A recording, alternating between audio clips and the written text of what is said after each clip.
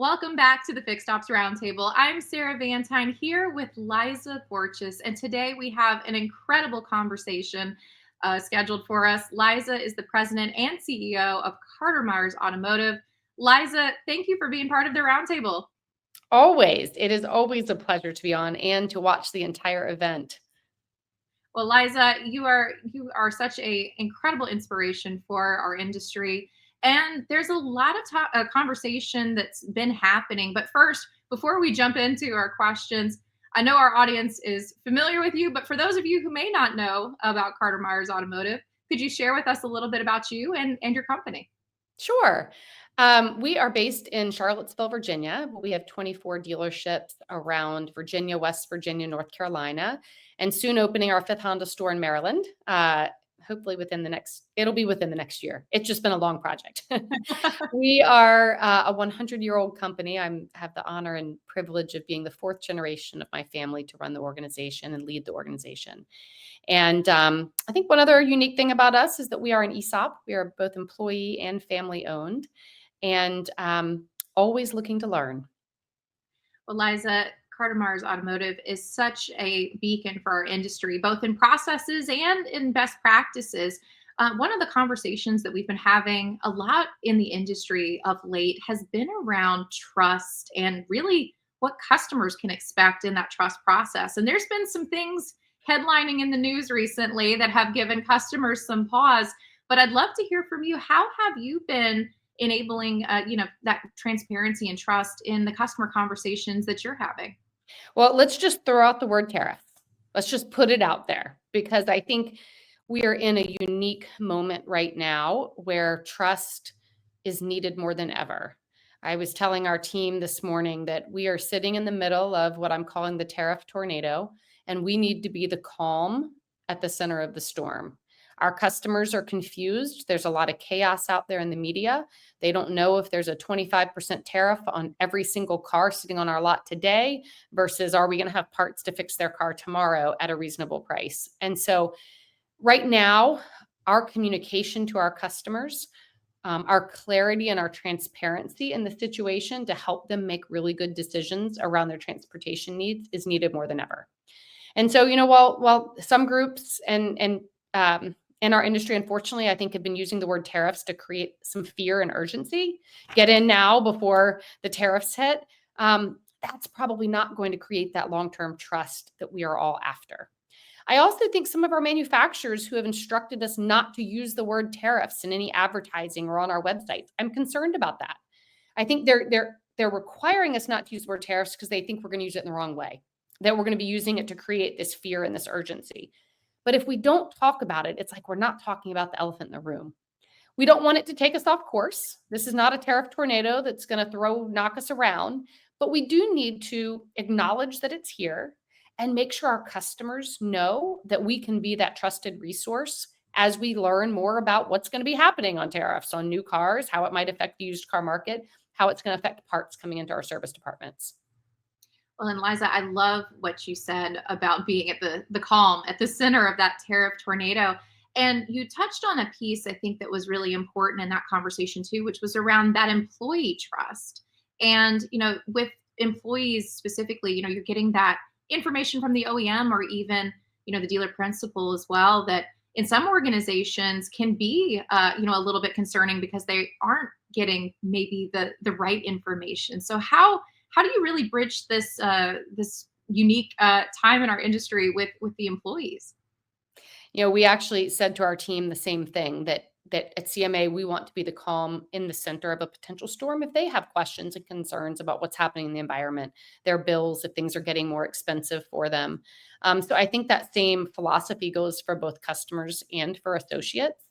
And I think being open, that's what creates trust. I've said it a couple times, but we try to talk openly with our team about what are the decisions that we're making right now, what data points are we using to make adjustments. We've decided as a leadership team at CMA that we are not going to have any knee-jerk reactions. We're not going to go out and buy a whole bunch of used cars thinking that prices are going up tomorrow. But we're going to buy and sell in the same 30-day period. As we figure out what's happening with parts, we're going to creatively put together solutions so we still have affordable options for our customers. But knee-jerk reactions in a season right now where things are changing so rapidly, they go one way and then they go back the other way, I think would be a mistake. So we're trying to over communicate with our teams so they know what we're thinking, what data we're using to make decisions, and including them in the conversation. But I love that you tied in that transparency piece. And it's so important, in the employee and the customer experience. But, pivoting a little bit in talking about transparency, you recently had a meeting with your team and you were sharing some really interesting data around tech videos. And that's a whole other conversation, around transparency and that customer trust that's really important right now. So I'd love for you to unpack a little bit more information about what you're seeing at Carter Myers. I think technician videos, multi-point inspection videos have been a conversation now for quite a few years in our industry. Some dealers have fully embraced it, some have not at all, and most of us are probably somewhere in the middle, right? So we have some dealerships who do a fantastic job and 90% plus. We have others that are not fully embracing it. And we pulled some data in Q1 of 2025, and I'll just share this with you real quick. We looked at customers who received and viewed, that's important, and viewed a video from their technician reviewing the multi-point inspection and recommended work. Customers who viewed the video on average spent $324 in our service department. Customers who did not view a video from our technician only spent $146. So they're spending more than twice the money when they have a visual review of what we're recommending. The trust goes up, the understanding goes up, and they tend to buy more. So the data is there. There is no question. And that's just from our dealerships in Q1. So I was talking to our technicians the other day, actually to a whole group of our associates, and we had quite a few technicians in the room. And it was a new hire orientation. One of our brand new techs, he hadn't been there but 2 weeks, Sarah. And he raised his hand. He said, "Ms. Borches?" I said, "First off, you can't call me Ms. Borches." "And what is your question?" He said, "We don't get paid to do those videos, right?" Now, he's only been a technician for 2 weeks. So somebody obviously fed him this information, as he's coming to the orientation. And so I shared with him, I said, "Yes, I do know that you don't actually get paid certain hours to do this video, but I do want to compare it to something else in our industry. A sales associate, they take a customer out on a test drive, a customer who's interested in a car. They don't get paid to take a customer on a test drive, but the chances of that customer purchasing that new car after taking a test drive go significantly up. So our sales associates do the activities that they know are going to result in a sale and in building trust. Our technicians, we need them to do the same thing. They may not see on their paycheck 1/10 or 2/10 for doing the video, but when you can sell $324 worth of work versus $146, it's worth the effort. So we just got to keep communicating and making sure our technicians know how much we value their time, but also have them know that this process is to help them as much as it is to help anybody else. The customers are going to trust them. They're going to typically buy the recommended work if we can show those videos and help them visually understand what we're recommending. Well, and that is so incredible, Liza, to just have that data too. I mean, and that's so interesting when you think about, looking underneath a vehicle. A lot of customers don't have that opportunity day in and day out to get underneath their car and see some of those things that a technician might be pointing out. And I love the analogy that you had with the test drive, because it's so true. And that's a big part of the salesperson process that gets trained on, probably very heavily in the OEMs and also in the dealership, how to give a proper walk around when you're about to go on a test drive with a vehicle, making sure you're making those, right-hand turns when you're in the test drive of the car. So what pieces of advice would you give, to dealers that when it comes to the training and that conversation around the tech videos? Well, the first thing that we learned, because I think now we're down to just 3 different tools that we use. We have 3 different video tools in our service department. First thing is go back there with the technician and see how well the technology works. Make sure that it can be quick and seamless for them. Make sure that it is set up properly, that the wireless strength is strong enough so things aren't spinning, because we don't want to waste their time. We also recently, after having some dealerships do real well and others not, we put together a one-pager of here are the things that should be included. Here's what not to include. Have a simple one-pager laminated at every tech workbench about exactly what they should be doing on a video. Because when people don't know what to do, it gets really complicated in their head, and it almost brings fear, and then they freeze and be like, I'm just not doing it. So make it very simple. These are the steps that you need to do to create the video. Next, make sure that the service advisor watches the video before it gets sent out to our customers.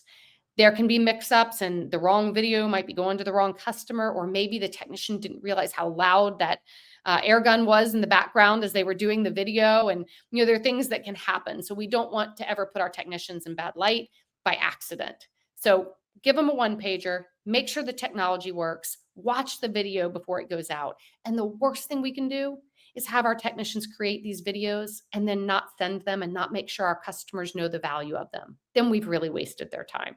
So those are just a couple of, I think, quick points from our last meeting as we were looking to continue to ratchet up our tech videos. Well, Liza, it's incredible to hear those best practices. And that's such great advice, just in general for the industry. The fixed ops department sometimes, hasn't had the spotlight quite like variable has in sales. And so it's amazing to hear that you're putting that spotlight duly, on the technician and the service advisor in that customer process. I do want to mention and get your opinion on this too, because a lot of conversation in the industry. We've talked a little bit about tariffs. We've talked a little bit about the transparency and the trust components. But there's been some conversation around the service department specifically as what the future holds, for fixed operations in dealerships. And there's been a wide variety of opinions. Some even being so bold as to say, we have to crack down on what's happening in our service departments and what technicians can and can't do, or what hours they're working, and what we accept, from their productivity or in their efficiency, those kinds of metrics. I would love to hear, because Carter Myers has such an amazing program, both for new hires and then your technician advancement programs, and then your service advisors and service managers too. You just have so many incredible, retention opportunities. How do you see the future of fixed operations playing out for both Carter Myers and the industry as a whole? Well, that's a hugely broad question. I'll just share a couple of thoughts. As we look towards the next couple of years, we always talk about the importance of selling more cars. But when we look at where the true opportunity is and where dealerships can be more impactful, where we can bring in more revenue, more gross, it is clearly our service departments. Focusing on retention, a lot of our manufacturers are not even talking about CSI scores anymore. They're talking about retention scores. And when we look at the percentage of customers that don't come back to our shops, we all know this, it's massive to see how many of them are going to independent repair shops. So I don't think cracking down on our technicians and cracking down on some of the data points that you just shared is necessary. It has to be a collaborative solution. One of the things we're working on right now is creating non-negotiables and expectations and kind of revisiting those for each role in our company. And one of the really important ones that we're working on right now is our technician non-negotiables and expectations. But we're not creating this in a vacuum. We have technicians working on this with us. It's technicians, it's service managers, it's general managers working together to put this, to kind of start this draft list. Then we're going to take it back out to our service managers and other technicians and get their input. It's not a top-down approach. It's how do we collaboratively say what each role in the dealership needs to be doing so that together we're achieving our goals, which is associate retention, customer retention, overall sales effectiveness. And then when that all happens, the outcome of net profit happens too. Profit is the measurement of how much value we are creating. It is a good word as long as we're doing business the right way. So, I think our technicians are a foundation of our company.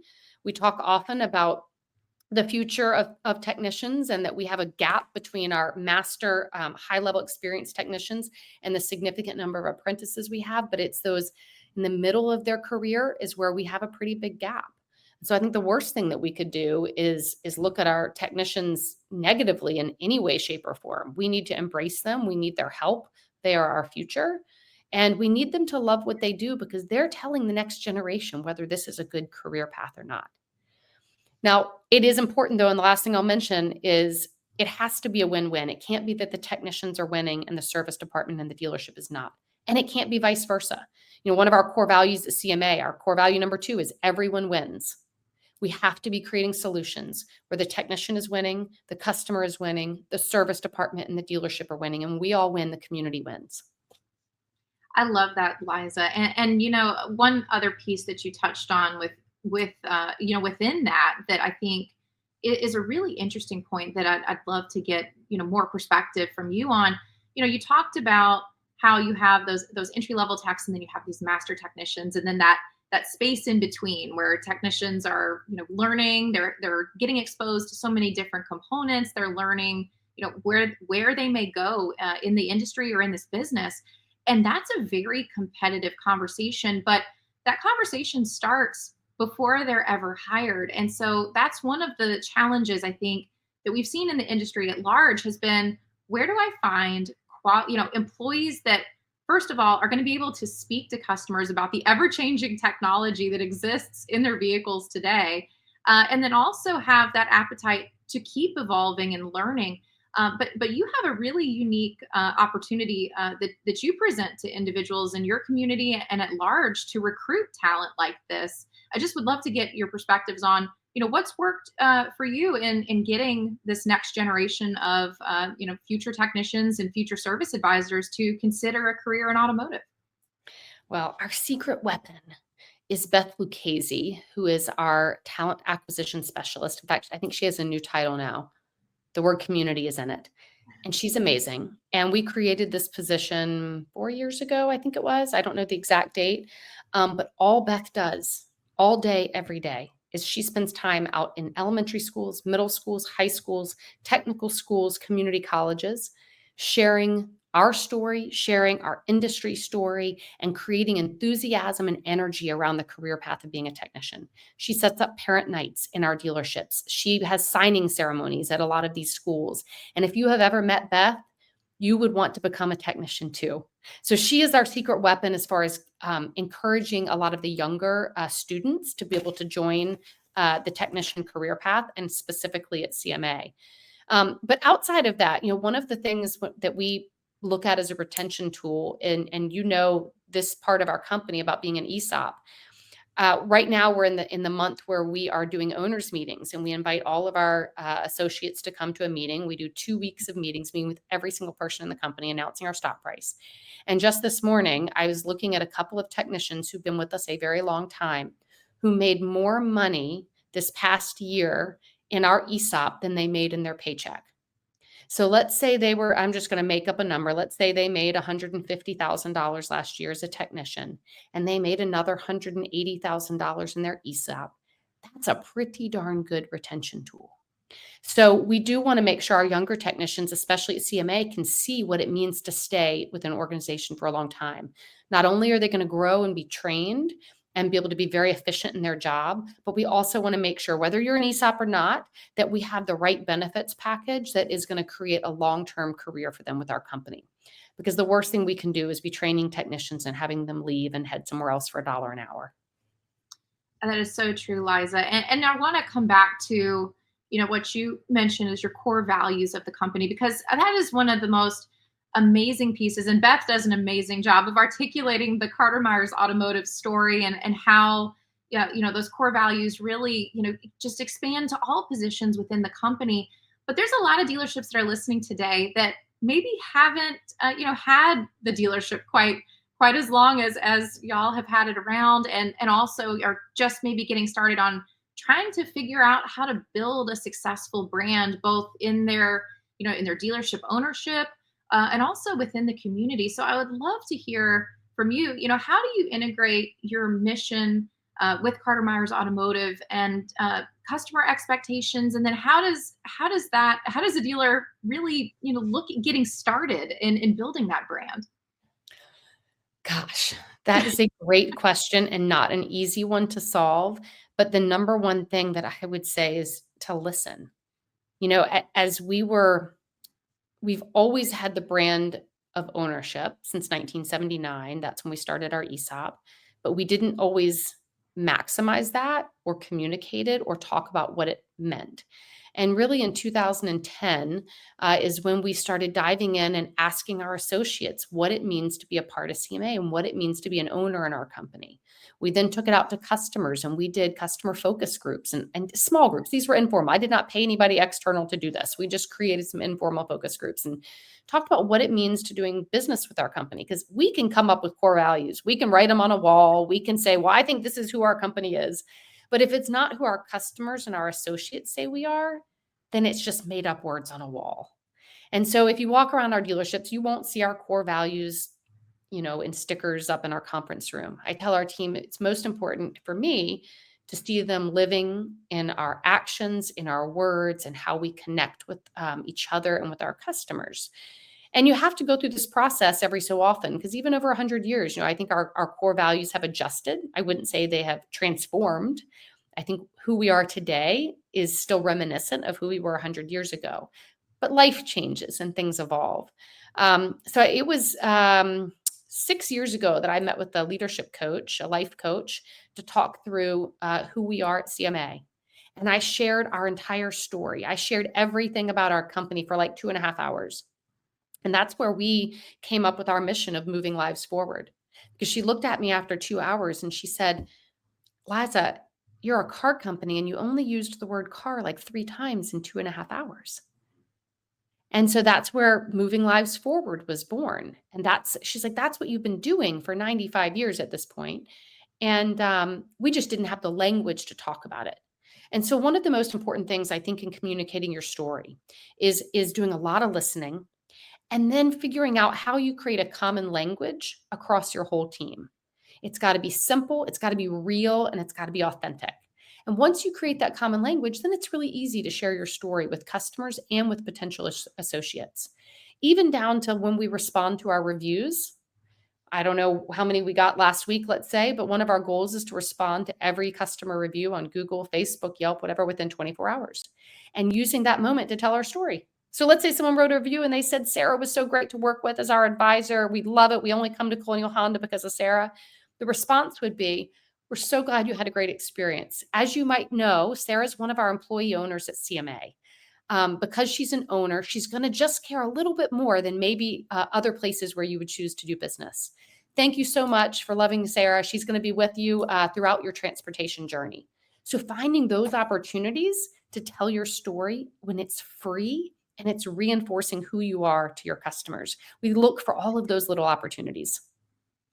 I love all of those pieces, Liza. And there's just so much that we've unpacked today. And I know that dealers listening and really anybody in automotive that's listening today has learned a lot of great information and a lot of great advice from you. So thank you for being part of the Fixed Ops Roundtable today and sharing all of this amazing insight.